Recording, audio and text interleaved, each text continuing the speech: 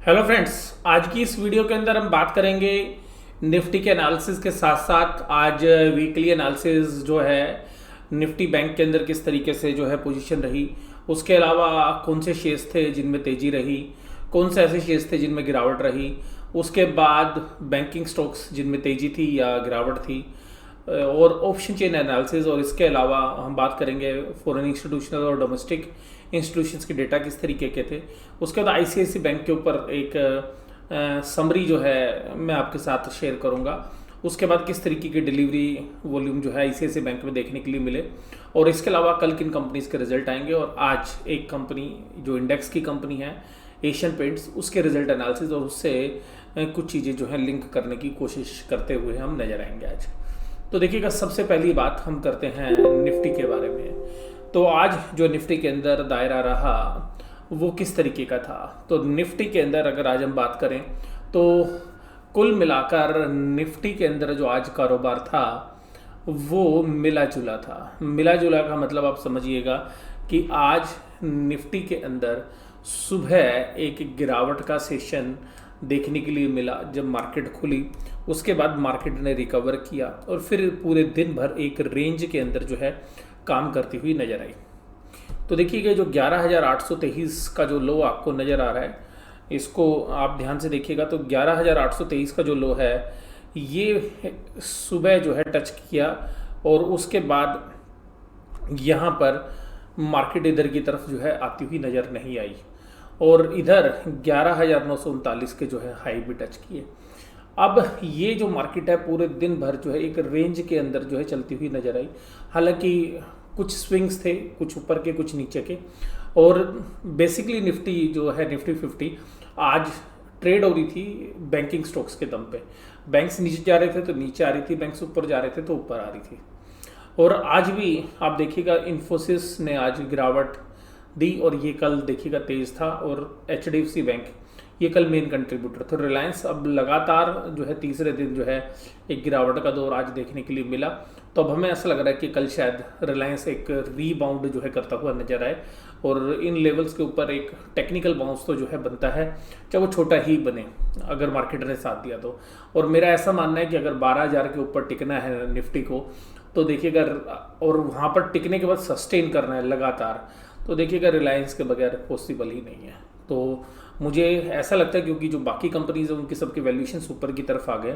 तो एक रिलायंस, आईटीसी, भारतीय इंफ्राटेल भी देखिएगा 2 दिन के, भारतीय एयरटेल भी 2 दिन के अंदर जो है नीचे से काफ़ी रिकवर करके आ गया, क्योंकि बहुत सारे जो लोग हैं उनको पता है कि अंडर वैल्यूड शेयर्स था, और पिछले महीने के अंदर जो करेक्शन रही, इस महीने के अंदर जो करेक्शन रही, उसके बाद जो है टेक्निकल बाउंस बैक भी जो है भारतीय एयरटेल में बनता था, जैसा मैंने आपके साथ जिक्र भी किया था। तो 2 दिन से भारतीय एयरटेल जो है साथ दे रहा था।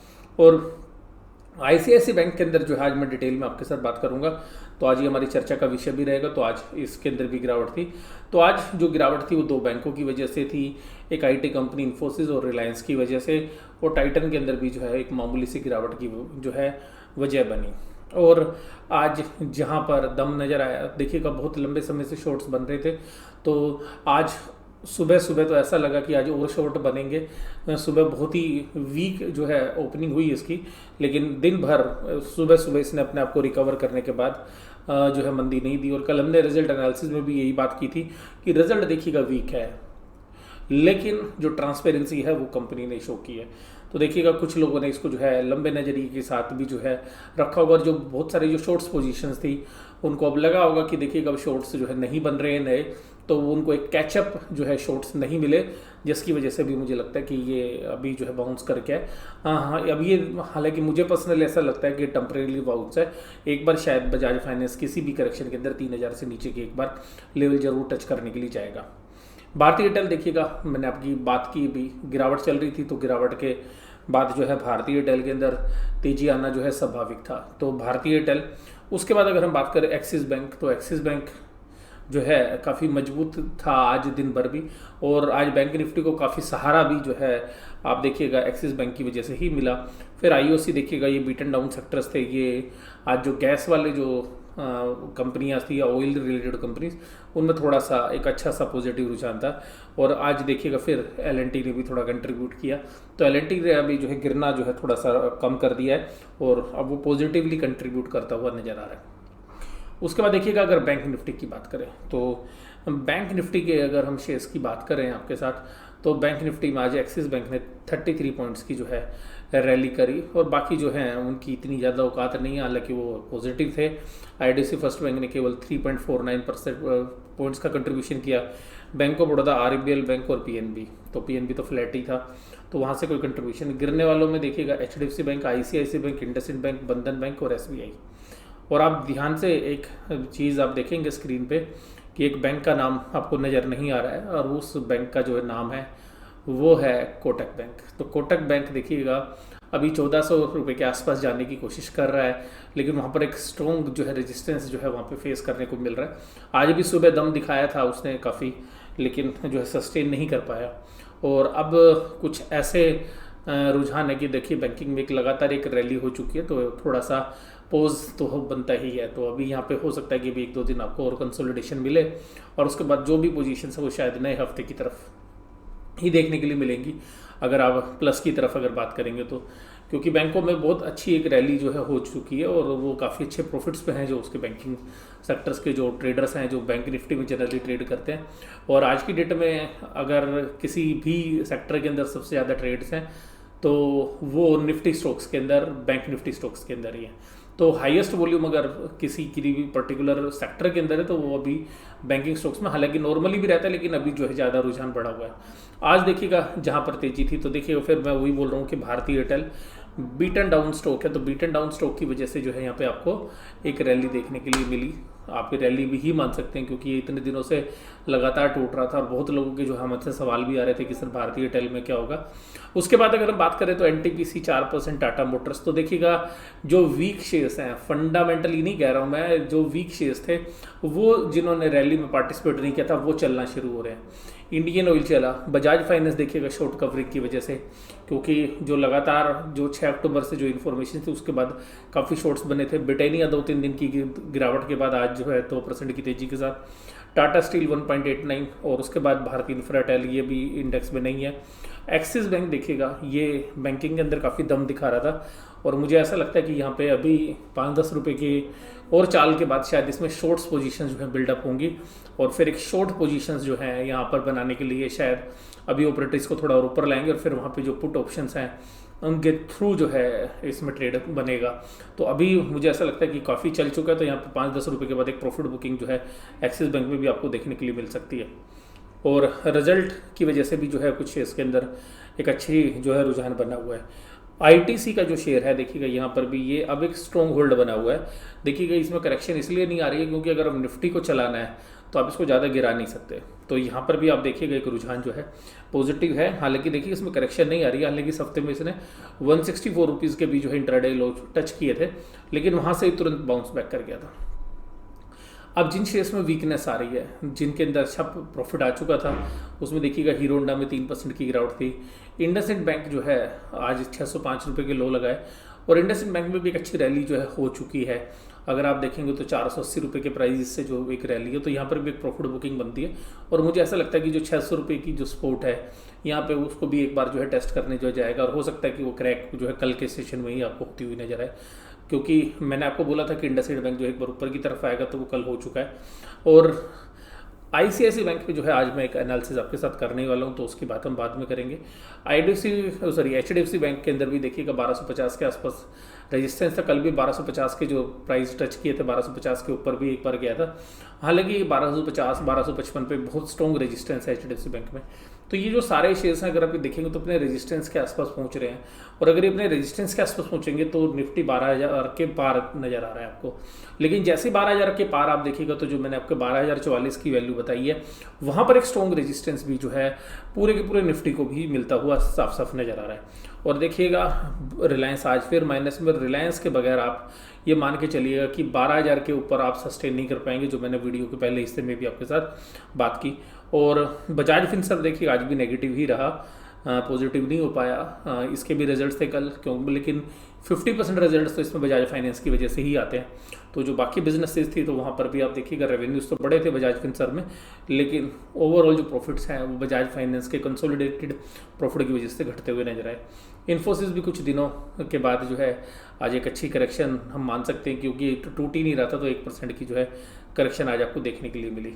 एक आज हम बात करेंगे अभी एशियन पेंट्स के बारे में, और एशियन पेंट्स देखिएगा ये 2100 रुपये के आसपास चल रहा है। अभी अर्निंग्स किस तरीके की है वो हम बात करने ही वाले। देखिएगा एक्सिस बैंक आज ऊपर था, ये मैं बात भी कर चुका हूँ, और देखिएगा सबसे ज़्यादा गिरावट आज इंडसइंड बैंक में थी। ये बैंक वैसे ही हाई बीटा है, और ये हाई बीटा में भी डबल हाई बीटा है, ये सबसे ज़्यादा वोलेटाइल शेयर्स में से एक है एक्सिस बैंक और देखिएगा इंडसइंड बैंक। ये दो शेयर्स जिनके अंदर अच्छा वेट है और बहुत तेज़ी से मूव करते हैं बाकी बैंकों के मुकाबले में। और जो लीडिंग बैंक है देखिए जिसका सबसे ज़्यादा वेट है वो HDFC बैंक है। लेकिन अगर हैवी वेट के अंदर अगर सबसे ज़्यादा बात करोगे, बैंक निफ्टी को डायरेक्शन देने का जो काम करता है मोस्टली वो ICICI बैंक करता है। और आज देखिएगा ICICI बैंक जो है वीक हो गया और नीचे की तरफ जो है आज क्लोजिंग हुई। और ये देखिएगा ऑप्शन चेन एनालिसिस, तो ऑप्शन चेन एनालिसिस में एक चीज़ देखिएगा कि जो 11,500 है और ये 11,900, तो 11,900 पर आज वीकली एक्सपायर हुई। यहाँ से आप जाइएगा 400 पॉइंट नीचे, यहाँ से 400 पॉइंट आइएगा ऊपर। 12,300 की कॉल में अब पहले की तरह हो गया है 9 रुपये 10 पैसे लास्ट ट्रेड प्राइस है, जबकि यहीं पर आप पुट में जाइएगा तो 22 रुपये का लास्ट ट्रेड प्राइस है। यानी कि इस रेशो को देखिएगा 2:1, जबकि गैप दोनों में सेम है। इसका मतलब है कि नीचे पुट खरीदने वाले लोग, मैं क्योंकि लास्ट डे में यही बात आपके साथ करता हूं कि जो पुट खरीद कर लॉन्ग खेल रहे हैं उनकी मात्रा, यानी कि उनको भी डर लगा हुआ है, उनकी मात्रा ओपन इंटरेस्ट में भी 1.5 गुना है। जहां 16,61,850 है वहीं पर ये 28,45,800 है। अगर एक एंगल से देखें तो कि पुट के राइटर्स हैं तो वो वहाँ पे एक स्पोर्ट मान रहे हैं, लेकिन वहीं पर अगर आप दूसरे एंगल से देखें तो यहाँ पर प्रीमियम ज़्यादा पे करने के लिए लोग तैयार हैं। तो अगर दोनों तरीके के ट्रेडर्स को देखें, अगर हेजिंग करने वालों के एंगल से देखें तो उनको भी ऊपर के लेवल पे रिस्क ज़्यादा लग रहा है, इसलिए वो ज़्यादा प्रीमियम अपने हेजिंग के लिए देने के लिए तैयार है। और अगर हम ब्लैंक ट्रेडर के एंगल से देखें, स्पेकुलेशन के एंगल से देखें, तो भी स्पेकुलेटर्स को भी ये लग रहा है, जो स्पेकुलेशन करने वाले लोग हैं, कि हाँ नीचे की तरफ मार्केट के अंदर गिरावट ज़्यादा है, तो वो ज़्यादा प्रीमियम देने के लिए तैयार है। तो मेरा रुझान भी मुझे ऐसा लगता है, क्योंकि देखिए एक रैली जो है 9,000 के आसपास, यानी कि 8,900 पे एक बेस था, वहाँ से एक तरफा रैली जो है हुई है पिछले 4 महीनों के दौरान। तो यहाँ पर किसी भी समय पर 12,000 पे, 12,200 पे, 12,100 पे, या भी जिन लेवल पर है, कभी भी प्रॉफिट बुकिंग शुरू हो सकती है। US के इलेक्शन हैं, उनको भी अगर मद्देनजर रखें तो मेरी जो अपने पोर्टफोलियो से संबंधित या जो जिन लोगों से मैं संपर्क में हूँ उनसे मेरी एक ही जो है राय रहती है आज की डेट में कि अपना प्रॉफिट इस समय पर एक बार दोबारा आपको बांध लेना चाहिए। मैंने आपके साथ एक शीर्षक भी शेयर किया था, निफ्टी तू तो क्या पार्ट 3, और शायद अभी हमें लगता है कि अगर थोड़ा सा और अभी निफ्टी आगे चलता है तो उसका 4th पार्ट भी जो है अभी आपको जल्द ही देखने के लिए मिल सकता है। अब ऐसे रुझान दोबारा से जो है बनते हुए नज़र आ रहे हैं, जैसा कि हमने पिछली वीडियो में जब निफ्टी 3 की बात करी थी, निफ्टी तू तो गया पार्ट 3 में, तो 10,800 तक जो है निफ्टी टच करके आया था पिछली एक्सपायरी में। तो अभी भी हमें ऐसा लगता है कि थोड़ा सा भी और ऊपर अगर आता है या नहीं आता, तो अभी फाइनल कंक्लूजन पे पहुंचने से पहले जो है मैं एक बार देखना चाहूँगा कि 12,000 के आसपास जो है किस तरीके से निफ्टी एक बार और अभी अटेम्प्ट करने की कोशिश करेगा, तो वहाँ पर क्या रिएक्शन होंगे, उसके बाद ही देखिएगा हम फाइनल आउटकम की तरफ पहुँचेंगे। लेकिन फिर भी एक ऐसा समय है जहाँ पर कि आप अच्छे प्रॉफिट में हो, तो प्रॉफिट का कुछ हिस्सा जरूर से जरूर बांध लेना चाहिए। और क्योंकि मार्केट के अंदर वैल्यूएशंस तो जस्टिफाई है नहीं, और वैल्यूएशंस भी अगर निफ्टी की भी बात करेंगे या ओवरऑल भी बात करेंगे तो ऊपर की तरफ है। हालांकि मार्केट बिना लिक्विडिटी के रैली नहीं करती, तो लिक्विडिटी भी है और इंटरनेशनल लिक्विडिटी भी है। तो ये भी हो सकता है कि जो बड़े प्लेयर्स हैं, मुझे पर्सनली ऐसा लगता है कि जो नीचे अपनी पुट में पोजीशंस बना रहे हैं, पुट खरीदने लग रहे हैं और ऊपर जो है मार्केट को ऊपर और लेके जाएंगे, और फिर उस तरीके से जब वो अपने शेयर्स को ऑफलोड करेंगे तो एक अच्छी करेक्शन जो है देखने के लिए मिल सकती है। लेकिन उसकी अभी जो टाइमिंग है शायद अभी थोड़ी सी अभी हमें कल का और इंतजार करना चाहिए कि कल किस तरीके से बाजार रिएक्ट करते हैं, और उसके बाद सोमवार को तो फिर जो नेक्स्ट मंथ की जो एक्सपायरी है उसके बारे में एक अच्छा आइडिया जो है लग सकता है हमें। और अभी जो है रिस्क एंड रिवार्ड जो है वो बियर के फेवर में ज़्यादा है। अगर यहाँ से बुल्स 1 या 2 दिन अभी और ऊपर की तरफ ले जाने की कोशिश करते हैं तो वहाँ पर हमें देखना पड़ेगा कि वो 12,100 के ऊपर निफ्टी को टिका पाते हैं या नहीं टिका पाते। जब तक 12,100 को निफ्टी जो है बहुत अच्छे तरीके से जो है नहीं तोड़ती और वहाँ पे सस्टेन नहीं करती, तब तक एक नई तेजी जो है नहीं की जा सकती। मुझे तो ऐसा लगता है कि जो एक डिस्ट्रीब्यूशन जो है वो यहाँ पर स्टार्ट हो रहा है, और जो बड़े प्लेयर्स हैं ऊपर अपना माल जो है धीरे धीरे अभी ऊपर और खींच के, जैसे जो खींच ही रहे हैं 3-4 दिन से, और बैंक निफ्टी के शेयर्स का जो है सहारा लिया जा रहा है, तो वो दोनों चीज़ें उनकी एडजस्ट हो गई हैं। बैंक निफ्टी के अंदर भी पुट खरीदने की ऑप्शंस बन रही है और यहाँ पर भी।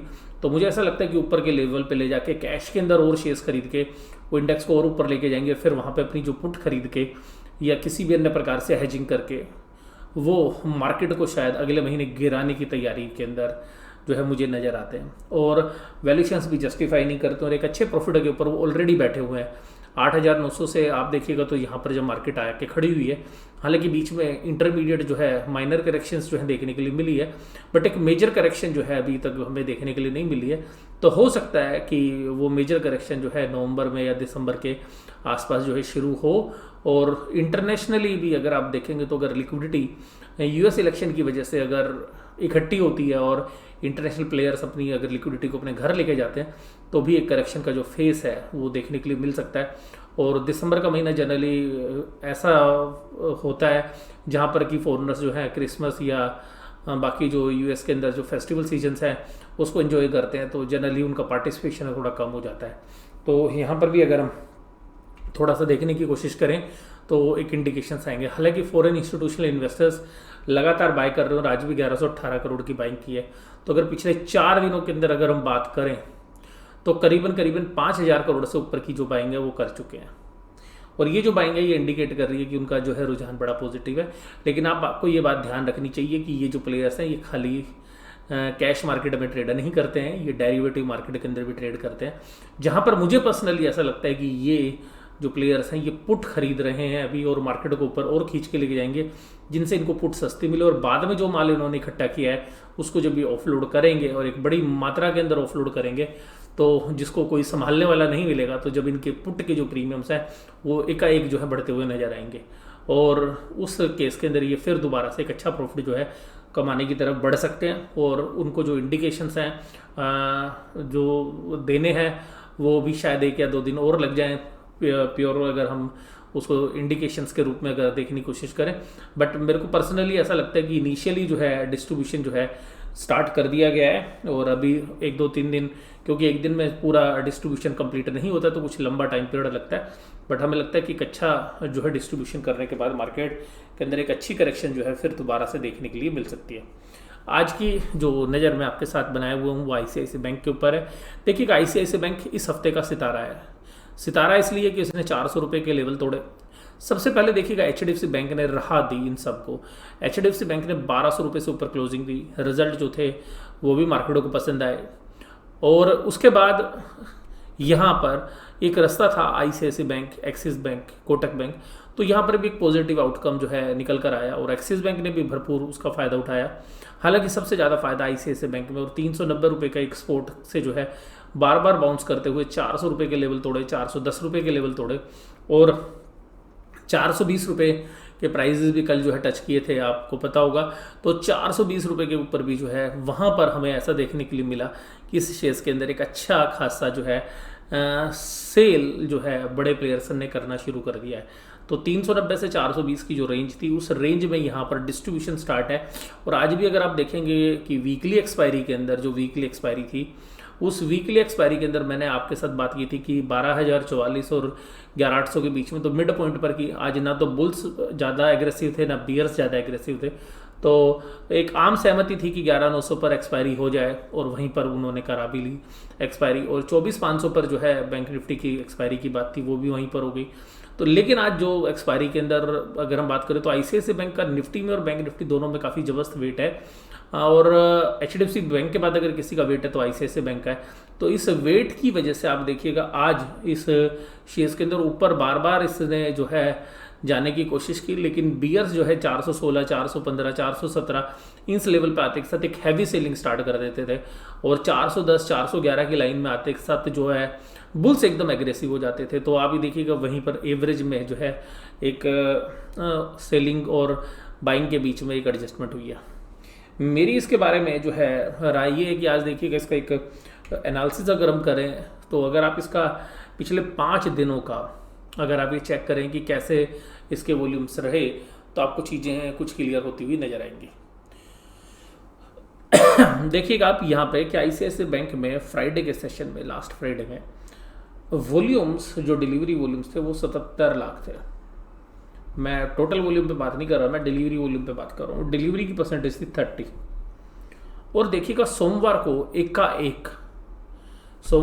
एकाएक जो है यहाँ पर वॉल्यूम्स भी इंक्रीज हो गए, 1.5 गुना वॉल्यूम्स हो गए फ्राइडे के मुकाबले में, और डिलीवरी उठी जबरदस्त। और यहाँ पर 415 रुपए के जो प्राइस है उस पर इसने क्लोजिंग दी, और 412 रुपए का वेटेड एवरेज रहा। यानी कि फ्राइडे के सेशंस तक जो 400 रुपए की हर्डल थी उसको पार कर दिया सोमवार को। डिलीवरी की परसेंटेज भी 30 से बढ़कर 34 हो गई। उसके बाद अगले दिन फिर यहीं पर बुल्स ने दोबारा से गेम संभाला, और शेयर प्राइस को 417 रुपए से लेके ओपन क्लोज हुआ। क्लोजिंग थोड़ी सी माइनस में हुई, लेकिन अपना डिलीवरी परसेंटेज नहीं छोड़ा, और यहाँ पर हाईएस्ट डिलीवरी हुई इस वीक की। उसके बाद ये था वेडनेसडे का सेशन, और यहाँ पे 428 रुपये का हाई प्राइस जो है लगाया बैंक ने। और ये जो यहाँ पर जो इन्होंने बाइंग की थी, यहाँ पर कुछ माल यहाँ पे ऑफलोड हुआ, और इसका पता इससे चला कि यहाँ पे डिलीवरी परसेंटेज कम हो गई। और हालांकि नंबर ऑफ शेयर्स जो डिलीवरी में हुए 137 थे, यानी कि एक highest volume of the week जो है आपके सामने था, और हाईएस्ट वॉल्यूम के ऊपर इन्होंने अपना माल ऑफलोड किया। और आज भी देखिएगा कि परसेंटेज कम हो गई, क्योंकि काफ़ी माल कल ऑफलोड कर चुके थे, और आज वीकली एक्सपायरी के दिन भी वॉल्यूम हाईएस्ट नहीं थे, वॉल्यूम कम थे, फिर भी 29.8 की जो है डिलीवरी यहाँ पे देखने के लिए मिली। तो आज ऐसा लगा कि यहाँ से जो है डिस्ट्रीब्यूशन स्टार्ट हुआ है। तो अभी एकदम अचानक तो कुछ नहीं कहा जा सकता, क्योंकि नई पोजीशंस नहीं बनी है, बट यहाँ पर ये जो 420, 425 है, ये रेजिस्टेंस काफ़ी ज़्यादा है। तो अभी मुझे नहीं लगता कि ये जो शेयर्स हैं, इसी तरीके के एनालिसिस आप दूसरे शेयर्स में भी देखेंगे, तो सारे शेयर्स जो है अपने रेजिस्टेंस के आसपास हैं, या 1 या 2% या चलने के बाद जितने निफ्टी के मेजर शेयर्स हैं, चाहे उस टीसीएस की बात करिए, इन्फोसिस की बात करिए, एचडीएफसी बैंक की बात करिए, एचडीएफसी लिमिटेड की बात करिए, कोटक की बात करिए, एक शेयर है रिलायंस जो अभी भी एक हैवी वेट है, और अभी भी ऊपर की उसकी जो रेजिस्टेंस है उससे दूर है। तो हो सकता है कि रिलायंस को अगर बुल्स कल प्ले करते हुए नजर आए। अगर रिलायंस कल भी नहीं चला, तो देखिएगा बियर्स फिर मार्केट को अपनी तरफ जो है खींचने की कोशिश करेंगे, और फिर एक हैवी सेलिंग्स आपको जो है देखने के लिए मिल सकती है। पर अभी 1-2 दिन जो मैं आपको यही बोलूँगा कि एक जद्दोजहद वाले दिन है। अभी देखना है कि अगले 2 या 3 दिन के अंदर कौन जो है हैवी पड़ते हैं, क्योंकि जो नेक्स्ट वीक है वो मंथली एक्सपायरी का है, जो काफ़ी क्रूशियल वीक है नवंबर सीरीज़ के लिए भी, क्योंकि यहाँ जो पोजीशन बनेंगी वो वास्तव में नवंबर का गेम जो है बताएंगी कि किस तरीके से नवंबर चलेगा। अब देखिएगा कल जिन मेन कंपनीज़ के जो रिजल्ट्स हैं, उनमें कुछ कंपनीज़ के नाम मैं आपको बता दूं। हेडलबर्ग सीमेंट का कल रिजल्ट है, नेस्ले का रिजल्ट कल आने वाला है, उसके बाद आप देखिएगा परसिस्टेंट सिस्टम का रिजल्ट कल आने वाला है, उसके बाद देखिएगा सुदर्शन केमिकल का रिजल्ट कल आने वाला है। उसके अलावा एक जो टेक महिंद्रा का रिजल्ट, एक आईटी और कंपनी है, उसका रिजल्ट, और एक फेवरेट, बहुत लोगों का फेवरेट है येस बैंक, उसका भी रिजल्ट कल आने वाला है। तो कुछ ऐसे कंपनी जिनके रिजल्ट कल आएंगे, तो हो सकता है इनमें से कुछ रिजल्ट का एनालिसिस मैं आपके साथ करने की कोशिश करूं। उसके बाद देखिएगा आज एशियन पेंट्स के जो रिजल्ट आए, एशियन पेंट्स के रिजल्ट में क्या था। एशियन पेंट्स के रिजल्ट में देखिएगा ये स्टैंड अलोन रिजल्ट हैं, हालांकि मेजरली ज़्यादा फर्क नहीं है कंसोलिडेटेड में भी। तो देखिएगा 4278 करोड़ की जो है सेल्स थी पिछले साल, अभी जो बढ़कर 4526 करोड़ है। जनरली ये जो बिजनेस है, हम ये उम्मीद करते हैं कि जो पी वैल्यूएशन इसको मिली है, तो कम से कम ये 15 से 20% की रेट से ग्रो करना चाहिए। लेकिन इसने जो ग्रोथ है वो केवल और केवल 7% की दी है। तो 7% की जो ग्रोथ है वो यहाँ पर आई है, अप्रोक्सीमेटली 7% है सेल के अंदर, और रेवेन्यू पर ये जो ग्रोथ आई है ये डिसअपॉइंटिंग है, यानी कि डिसअपॉइंट किया इसने। इनके लिए सबसे फेवरेबल चीज़ है कि क्रूड ऑयल के जो प्राइसेस हैं वो सबसे सस्ते हैं, और जिन समय पर इन्होंने मैन्युफैक्चरिंग की होगी, जो ये पेंट बनाते हैं, उस पेंट बनाने में जो इनकी कॉस्ट है वो काफ़ी कम पड़ी है, और वो आपको यहाँ पर नज़र भी आएगा कॉस्ट ऑफ मटेरियल कंज्यूम में। तो कॉस्ट ऑफ मटेरियल कंज्यूम में करीबन सेल बढ़ने के बाद भी इनको 10% की मटेरियल कॉस्ट सस्ती पड़ी है, जिसकी वजह से इनके ऑपरेटिंग प्रॉफिट्स आपको 300 करोड़ रुपए 270 करोड़ के आसपास जो है आपको ज़्यादा नज़र आ रहे हैं। ये सारा का सारा यहाँ सर आप देखिएगा 2350 2195 2195 करोड़ और 2350 करोड़, ये सारा प्रॉफिट मटेरियल का बेनिफिट आने की वजह से हुआ है, जो रॉ मटेरियल का बेनिफिट इनको मिला है। एम्प्लॉय के खर्चे जो नॉर्मली बढ़ते हैं उस तरीके से बढ़ते हुए नजर आए हैं। अब यहाँ पर ये जो मार्जिन से इम्प्रूव हुए हैं, मार्जिन से जो इम्प्रूव हुए हैं वो इम्प्रूव हुए हैं रॉ मटेरियल की कॉस्ट की वजह से।